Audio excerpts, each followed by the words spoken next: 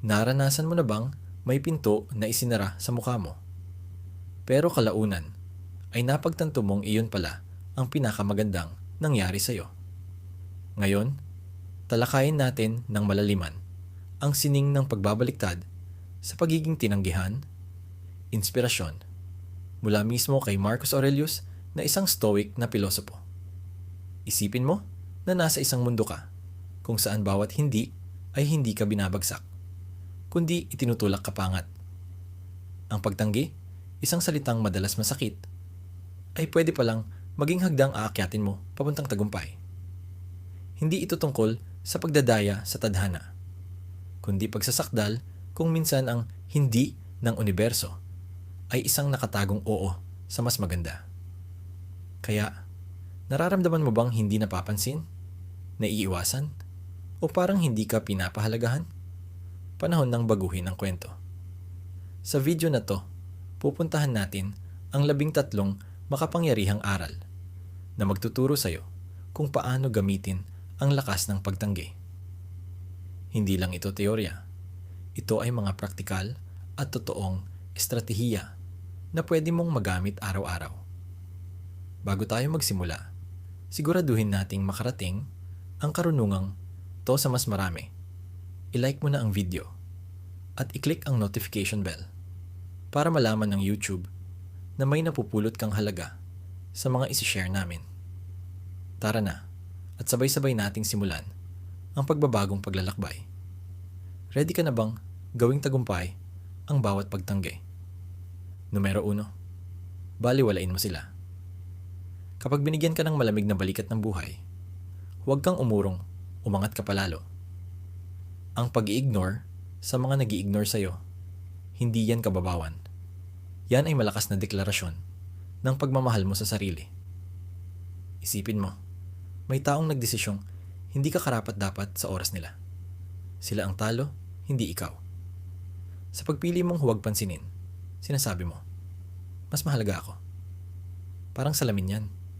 Ibinabalik mo lang sa kanila ang pinapakita nila at pinapatunayan mo na hindi ka apektado. Paano mo gagawin ito nang hindi nagkikimkim ng sama ng loob? Simple, ituon mo ang sarili mo sa buhay mo, sa mga goals mo, sa kaligayahan mo. Sali sa mga activities na nagpapayaman ng pagkatao mo. Magbasa, mag-sports, matuto ng bagong skill, o mag-enjoy kasama ng mga tao na tunay na nagpapahalaga sa'yo. Hindi ito tungkol sa pagganti, kundi pagbawi sa enerhiya mo at pag-invest dito sa mas mahalaga. Oo, masakit minsan pag hindi ka pinapansin. Pero imbes na balikan ang sakit, gamitin mo ito para lalo kang lumago. Bumuo ka ng matibay na respeto sa sarili at hayaan mong tumalbog lang sa iyo ang kawalang pansin ng iba. Hindi ka lang basta bumabawi sa pagtanggi nila, namamayani ka pa rin kahit hindi ka nila napapansin. Ipinapakita nito, hindi lang emosyonal na maturity, kundi lakas mo din. Tandaan, hindi nababawasan ang halaga mo dahil lang hindi ito nakikita ng ibang tao. Panindigan mo ang sarili mo at hayaang magsalita ang gawa mo kaysa sa katahimikan nila. Numero 2. Huwag maging emosyonal sa reaksyon. Masakit talaga ang pagtanggi at minsan gusto mo agad mag-react, magpadala sa emosyon. Pero heto ang sikreto ng mga stoic. Kalmado. Kapag may nagwalang bahala sa'yo, tempting na magalit o malungkot. Pero ang stoicism, bagay pa rin hanggang ngayon, ay nagtuturo ng ibang daan. Sabi nila, embrace mo ang kalmadong sagot. Hindi ito tungkol sa pagtago ng nararamdaman mo, kundi huwag hayaan na kontrolin ka nito. Kapag na-ignore ka, imbes na sumama ang loob o maghanap ng validation, umatras ng isang hakbang, tanungin ang sarili, bakit ako nabobother dito? Madalas, hindi mismo ang rejection ang masakit, kundi ang insecurities natin na nadadala. Practical point, ina-ignore ka, huminga ka. Alalahanin mong hindi ka na-define ng moment na, yan, momento lang yan. Tinuturo ng Stoicism na mas bigyang pansin ang sariling kilos at reaksyon, hindi ang ugali ng iba. kaya manatiling magalang at mabait. Kung gusto mong kumonekta, gawin mo yun. Dahil tunay kang may malasakit. Hindi dahil may inaasahan kang kabayaran. Hindi ito pagiging passive. Ito ay pagiging master ng sariling emosyon. Dito mo makikita na ang pagkatao mo ay hindi nakatali sa approval ng iba. Nasa pagresponde mo ang tunay mong lakas, hindi sa pagtrato nila sa'yo. Game changer yan. Hindi madali magbago ng mindset na ito, pero sobrang nakakapagbago. Pag na-master mo ang kalmadong pagharap sa pagtanggi, hindi ka lang basta humaharap sa mahirap na sitwasyon. Lumalalim ang pagkilala mo sa sarili, natututo kang mahalin at i-value ang sarili mo ng mag-isa lang. Diyan ka nagkakaroon ng tunay na confidence at resilience. At guess what? Sobrang attractive ng ganun. Umaakit talaga ang taong matatag at hindi basta-basta natitinag. Sa pagpipigil sa emosyon, hindi ka lang nagko-cope, nangingibabaw ka.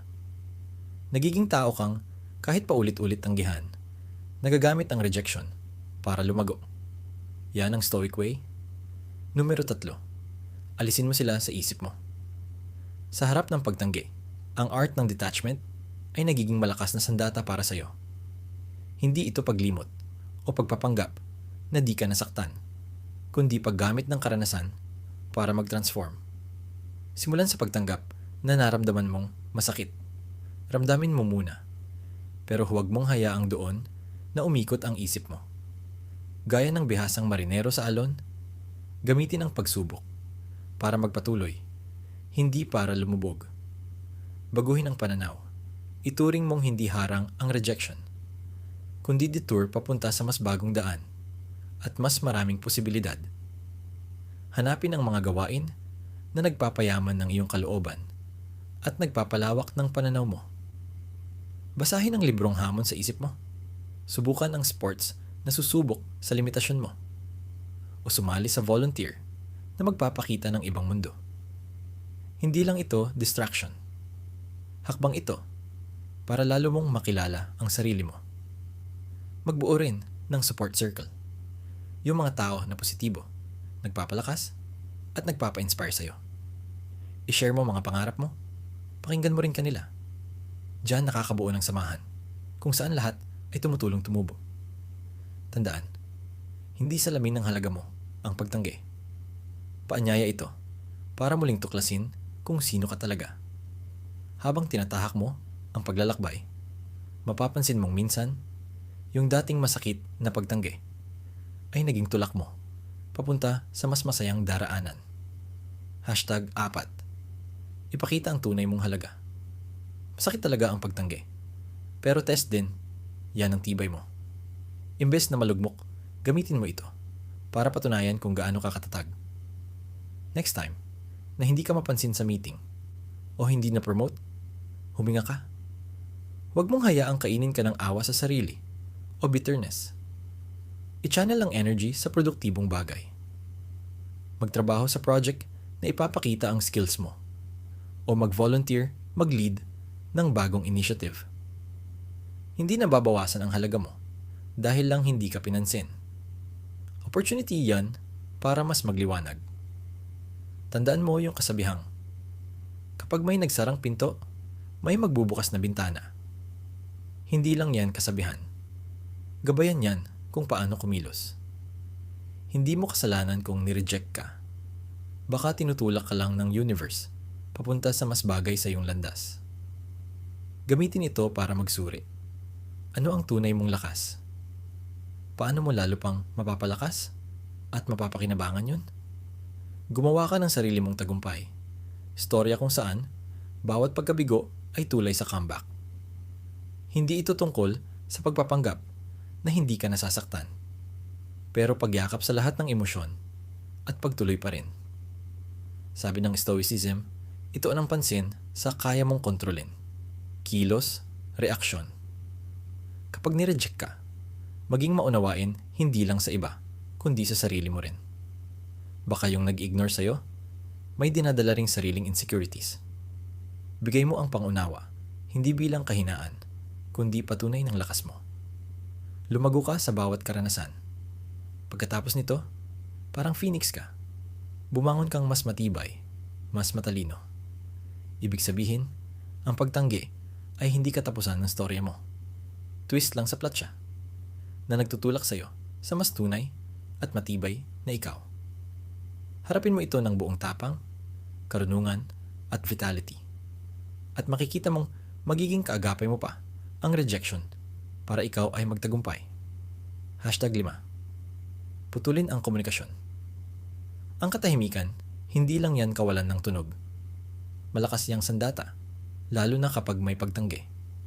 Halimbawa, na-ignore ka o tinanggihan. Instinct mo siguro na ayusin, kontakin agad. Pero heto ang switch. Yakapin mo ang katahimikan. Hindi ito laro o pa-hard to get. Bagkus, pagbawi ng kapangyarihan ito. Sa pagpili mong hindi mag-react, hindi magpadala ng sunod-sunod na message o tawag. Isang hakbang iyan, paatras, para mag-recalibrate. Hindi lang sila ang binibigyan mo ng space. Para ito sa sarili mo din. Paalala ito na ang halaga mo ay hindi nakasalalay sa approval ng iba. Palalimin pa natin. Ang katahimikan, hindi ito passive. Isa itong aktibo at estratehikong hakbang. Hindi ka lang naghihintay. Nagre-reflect ka. Lumalago. Panahon ito para bumalik sa goals, passion, at buhay mo. Parang reset button na nagbibigay sa'yo ng kalinawan at lakas. Hindi ito malamig o masama. Boundary mo ito para sa iyong mental peace. Sinasabi mong, respeto ko ang sarili ko. Hindi ako maghahabol o magmamakaawa. Hindi lang ito stoic attitude. Nakakapagpalakas ito. Nagpapakita ito ng self-worth at confidence mo. Isipin mo, sa mundong instant ang reply, ang tahimik mong diskarte, pwedeng magpa-curious o magpakita na may buhay ka na mas malawak pa kaysa sa rejection. Hindi mo ito ginagawa para baguhin sila o pagsisihin nila ang pagtanggi. Ipinapakita mo lang na matatag ka, grounded, at hindi basta-basta natitinag ng opinyon o response ng iba. Hindi garantisadong magbabago sila, pero sigurado kang ikaw magbabago. Mas lalakas at magiging handa ka sa kahit anong susunod. May grasya at poise. Numero 6. Patunayan mong mali sila. Ang paggamit sa pagtanggi ay hindi lang tungkol sa pagpapatunay sa iba na mali sila. Mas higit, pagpapatunay mo sa sarili mo kung ano talaga ang kaya mo. Transform mo ang hindi bilang gasolina ng paglago. Sabihin nating may nagduda sa galing mo sa partikular na bagay. Heto na yung chance para hasain mo ang sarili. Hindi para sa approval nila, kundi para malagpasan mo pa ang limitasyon mo. Sumisid ka ng malalim sa pag-aaral, magsanay ng walang tigil at magpakita ng antas ng kasanayan na hindi mo rin akalain na kaya mo. Hindi ito tungkol sa magarbong pagpapakita sa mga nagdududa, kundi sa tahimik na pagbuo ng kuta, ng kakayahan at kumpiyansa sa sarili. Ngayon, isipin mo ang epekto ng mga kilos mo kaysa salita mo. Hindi mo kailangang i-announce ang mga plano o progreso mo. Hayaan mong magsalita ang mga resulta mo. Kung sinasabing hindi ka malikhain, magsimula ka ng proyektong magpapakita ng iyong creativity. Kung tinatawag kang hindi committed, hayaang ang mga tuloy-tuloy mong kilos ang sumagot para sa iyo. Itong tahimik na revolusyon ng self-improvement ay hindi laban sa opinyon ng iba, kundi isang laban para sa sarili mong kagalingan. At kapag nabago mo ang sarili mo, kusa ring babago ang kwento ng mundo tungkol sa iyo. Ang tunay na diwa ng proving them wrong ay hindi pagbabago ng isip nila kung sino ka, kundi pagbabago ng pananaw mo sa sarili mo. Sa paglalakbay mo ng self-improvement, hindi lang iba ang masusurpresa mo, pati na rin ang sarili mo. Dahil mare-redefine mo pa kung ano pa ang kaya mo.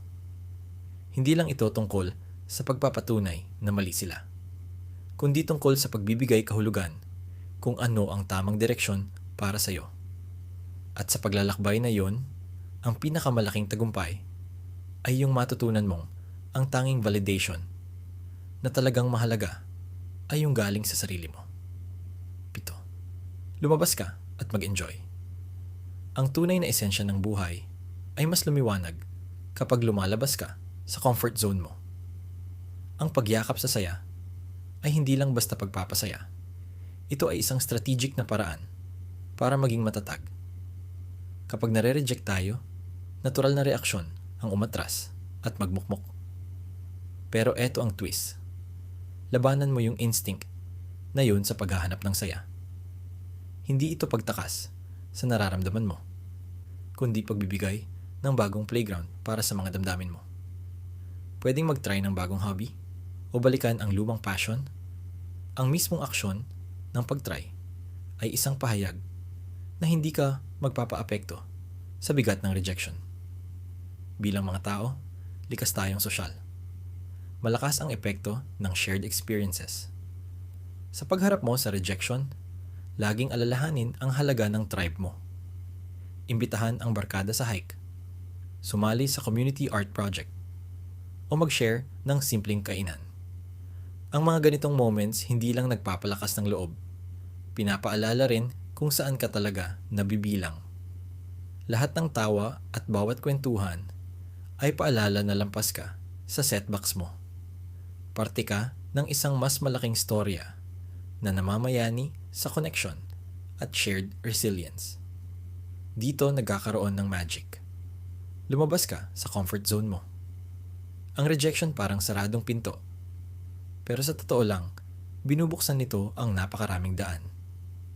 Subukan mong tikman ang lutuing di mo pa natitikman. Bisitahin ang lugar na di mo pa nararating. O umattend ng workshop sa topic na bago sa'yo. Hindi lang distraction ang mga ito, kundi pagkakataon para lumago. Bawat bagong experience ay dagdag layer sa ugali mo. Ginagawang mas adaptable, mas may empathy, at mas handa kang humarap sa mga pagsubok. Tandaan, ang goal ay hindi makalimutan ang rejection, kundi matuto mula dito. Gawing bawat no ay hakbang palapit sa mas makulay at mas mayamang buhay. 8. Buuin ang social status mo. Isipin mong nasa isang kwarto ka na halos hindi ka nakikita. Nandyan ang hidden opportunity mo. Ang stoicism, nagtuturo na ang mga ganitong rejection moments ay pwedeng gawing catalyst para sa pag-unlad ng sarili. Imbes na maghanap ng validation, gawing goal ang self-enhancement at involvement sa komunidad. Hindi ito tungkol sa pag-akyat sa social ladder, kundi sa sarili mong hagdan ng growth. Ang mga gawain tulad ng physical fitness, pagtuklas ng hobbies, o pagsulong sa career ay hindi lang basta tasks. Tools mo ito para gawing mas matatag at resilient ang sarili mo. I-share ang journey mo, hindi para sa palakpakan, kundi para makakonekta sa iba. Ang pag-uusap tungkol sa interests or achievements, gawin mong tulay para makahanap din ng mga taong kapareho mo ng kwento. Hindi ito strategy para dumami ang followers, kundi sincere na move para makahanap ng kapwa kaluluwa. Sa pag-volunteer or networking, hindi lang resume ang nadadagdagan mo. Nagwe-weave ka ng meaningful relationships. Nasa Stoic philosophy ito na ang personal growth at kontribusyon sa greater good ay magkasabay. Sa pagbuo ng social status mo, maging malinaw ang intention. Hindi siya quest para maging sikat, kundi journey para maging better version ng sarili. Lahat ng hakbang mo dapat patungo sa pagbabago na may ripple effect sa paligid mo. Mahalaga ang perspective shift dito. Hindi lang tungkol sa makita, kundi makita mo rin ang sarili mong paglago at makakatulong pa sa iba. Ang Stoic mindset ay effective na tool sa modern world. Kaya kahit ang rejection, nagiging simulaan ng powerful wave para sa positive transformation. Siyam, umaakto na parang wala sila. Kapag may taong nagmamaliit o nag-i-ignore sa'yo, kadalasan, ang pinakamalakas mong sagot ay tahimik lang. Hindi ito pagiging petty o malamig, kundi respeto para sa sariling kapayapaan. Kapag pinili nilang baliwalain ka, hayaan mo sila. Huwag aksayahin ang energy sa paghahanap ng pansin. I-redirect ang atensyon mo. Sa mga social settings tulad ng party, lumapit sa ibang taong mas pinapahalagahan ang presensya mo. Magsimula ka ng kwentuhan doon. Mahalaga ding tandaan na ang halaga mo ay hindi nakatalaga sa pag-acknowledge ng iba. Sa mga di maiwasang pagkakataong magka-interact kayo, panatilihin ang professional na tono. Diretso sa usapan, iwasang gawing personal o malalim. Hindi ito para ipakita na magaling ka, kundi para ipaglaban ang sarili mong priorities. Kung pure business lang, mas iwas gulo, mas malinaw ang boundaries. Kapag tuloy-tuloy ang hindi pagpansin, yakapin mo din ang lakas ng pag-alis. Hindi ito pagtalo, kundi strategic retreat. Ibig sabihin, naiintindihan mo na mas dapat mong i-invest ang energy mo sa mga tao at bagay na nagpapasaya at nagpapalago sa iyo. Ang desisyon na huwag gumugol ng effort sa one-sided struggle ay hakbang hindi lang palayo sa isang tao, kundi papalayo sa stress at papunta sa mas magagandang oportunidad, health na relasyon, at mas payapang isipan. Ang pagtanggap mo sa kanilang indifference ay hindi kahinaan, kundi man ay lakas at respeto sa sarili. 10. Tahimik lang ang sagot. Sa harap ng indifference, ang pagpili ng katahimikan ay hindi para magpakita ng power, kundi para mapanatili ang dignidad mo. Sabi ng Stoicism, gamitin ang silence hindi para manggulo, kundi para mag-reflect at maging master ng emosyon mo. Kapag may nag-ignore sa'yo, gamitin ang katahimikan bilang panahon ng pag-iisip. Tanungin ang sarili, bakit ba ako naapektuhan dito? Ano ang matututunan ko? Paano ako mag-i-improve? Ang katahimikang ito ay hindi pampalayo, kundi pagbukas sa sarili. Chance para linawin ang values, virtues, at kung paano mo gustong makisalamuha sa mundo. Gawing conscious choice ang pananahimik. Hindi para magpaka-bitter o maghigante, kundi para mas maging temperate at in control. Kapag pinili mong hindi sumagot, hindi mo lang iniiwasan ng iba, nakikinig ka rin sa sarili mo. Practice ito ng composure at ng stoic ideal na kalmado sa harap ng pagsubok. 11. Huwag magmakaawa ng atensyon. Kapag hindi ka pinapansin, ang stoic na paraan ay huwag maghabol ng papansin. Secure ka sa self-worth mo at independence. Hindi nito ibig sabihin na lalakas ang boses para mapansin, kundi lilipat ang focus papaloob para patunayan sa sarili mo mismo ang halaga mo. Tinuturo ng Stoicism na ang self-esteem mo ay hindi dapat parang pendulum na umaasa sa atensyon ng iba. Tumayo kang matatag sa sariling pagpapahalaga. Hindi na para mag-show off, kundi para makilala mo pa ang sarili mong strengths.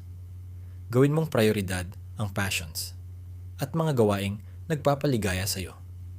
Hindi para mapansin, kundi dahil ito mismo ang nagpapasaya at nagpapalago sa iyo. Connect sa mga taong tunay na nakaka-appreciate sa iyo at mag-cultivate ng buhay na ipinagmamalaki mo. Aktibong akto ito, hindi passive. Sa tulong ng Stoic approach, hindi mo lang basta hinaharap ang rejection. Tinataas mo pa ang standard mo. Sa pagtutok mo sa growth at fulfillment, ginagawa mong pagkakataon ang rejection para palakasin ang determinasyon mo at mas palalimin ang pag-unawa sa halaga mo. 12. Maging mabait pero emotionally distant. Kahit na hindi ka pinapansin, piliin mo pa rin ang kindness, pero panatilihing matatag ang emotional boundaries mo. Hindi ito pagiging malamig. Protection ito ng inner peace mo.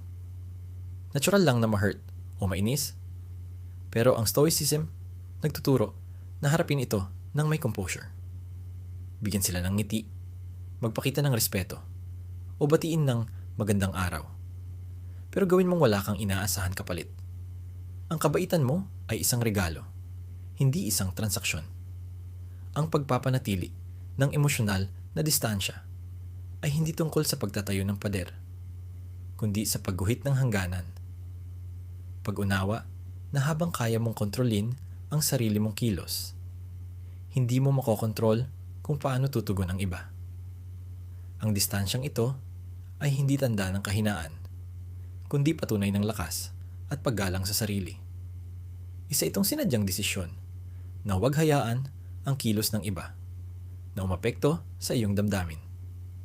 Sa pananatiling mabait, ngunit may agwat, ang sinasabi mo ay, pinipili kong huwag hayaang sirain ng pagiging malamig mo ang balansi ko. Hindi lang nito pinoprotektahan ang sarili mo, it empowers you. At ang landas ng kabaitan na hinaluan ng emosyonal na distansya ay isang makapangyarihang pagpapakita ng karunungan ng Stoic. Balansing ito ang nagbibigay sa iyo ng kakayahang makipag-ugnayan ng may grace, pero manindigan sa sarili mong dignidad at katatagan. Isa itong paggalang hindi lang sa sarili, kundi pati sa iba, at patunay ng iyong pagkahinog at pag-unawa. Sa ganitong paraan, nakakalagpas ka sa mga pagtanggi sa buhay, hindi dahil sa pait o sakit, kundi sa matatag na panloob na katahimikan at dignidad. 13. Huwag mong ipakita ang iyong paghihirap kapag hindi ka pinansin. Minsan, nakakatukso na ilantad ang iyong pinagdadaanan. Pero tinuturo sa atin ng Stoicism ang sining ng pagpigil at composure. Hindi ito tungkol sa pagpapanggap na okay ang lahat. Ito'y tungkol sa panloob na tatag. Ang pagpapakita na hindi ka apektado ay hindi panloloko, kundi refleksyon ng tunay na stability sa loob. Ipagpatuloy mo ang buhay mo nang may sigasig at determinasyon gaya ng dati. Hindi ito palabas para sa iba. Ipinapakita mo lang sa sarili mong matibay ka. Hindi rin ito pagtalikod sa damdamin mo. Kilalanin sila, pero huwag mong hayaang sila ang magpatakbo ng barko mo. Hayaan mong ang kalmado at tiwala sa sarili ang maggabay sa iyo. Kontrolin mo ang kaya mong kontrolin. Ang iyong mga kilos, ang iyong tugon, at ang iyong asal. Sa pagpapatuloy ng buhay mo, nang may kumpiyansa, hindi lang lakas mo ang ipinapakita mo sa iba, kundi pinaalala mo ito sa sarili mo. Isang subtle pero makapangyarihang paraan ito ng pagsasabi na ang halaga mo bilang tao ay hindi nakadepende sa opinyon o aksyon ng iba. Sa madaling salita, ang hindi pagpapakita ng iyong pakikibaka ay isang pagpapatibay sa Stoic na filosofiya ng emosyonal na resilience. Hindi ito pagtatago ng emosyon. Ito ay pagkontrol at pamamahala ng nararamdaman mo ng may dignidad at paggalang sa sarili. Isa itong pagpapakita ng karunungan at integridad na ang pundasyon mo ay matatag at hindi basta-basta natitinag ng mga nangyayari sa labas. Ang naging tugon mo sa harap ng pagtanggi ay hindi para lang makita ng mundo. Isang salamin ito ng sarili mong lakas at katatagan. Magkasama tayong naglakbay sa iba't ibang liko ng reverse psychology. Tinuklas ang 13 makapangyarihang aral kung paano gawing kasangkapan ang rejection para sa tagumpay. Tandaan, bawat hindi na iyong natanggap ay isang hakbang patungo sa resilience. Isang aral sa Stoicism kung paano i-channel ang lakas loob natin. Hinahamon kitang isabuhay ang mga natutunan mo araw-araw. Yakapin ang rejection hindi bilang hadlang, kundi bilang simula ng paglago at pagkilala sa sarili. Excited akong marinig ang mga tagumpay mo, kaya pindutin mo ang subscribe, i-ring ang notification bell, at mag-iwan ng komento sa ibaba. Ibahagi mo ang iyong kwento, ang mga panalo mo, pati na rin ang pinagdadaanan mo. Kung nauubusan ka ng salita, i-type mo lang, lakas sa gitna ng pagsubok, para ipakita na nakarating ka sa dulo ng sesyon natin. Ang bawat interaksyon mo ay nagbibigay buhay sa community na to'y ginagabayan tayo papunta sa karunungan, pag-unawa, at higit sa lahat, ang sining ng pag-angat sa bawat hamon. Cheers sa mastery natin ng Stoic Resilience. Lagi tayong tumindig, manatiling stoic,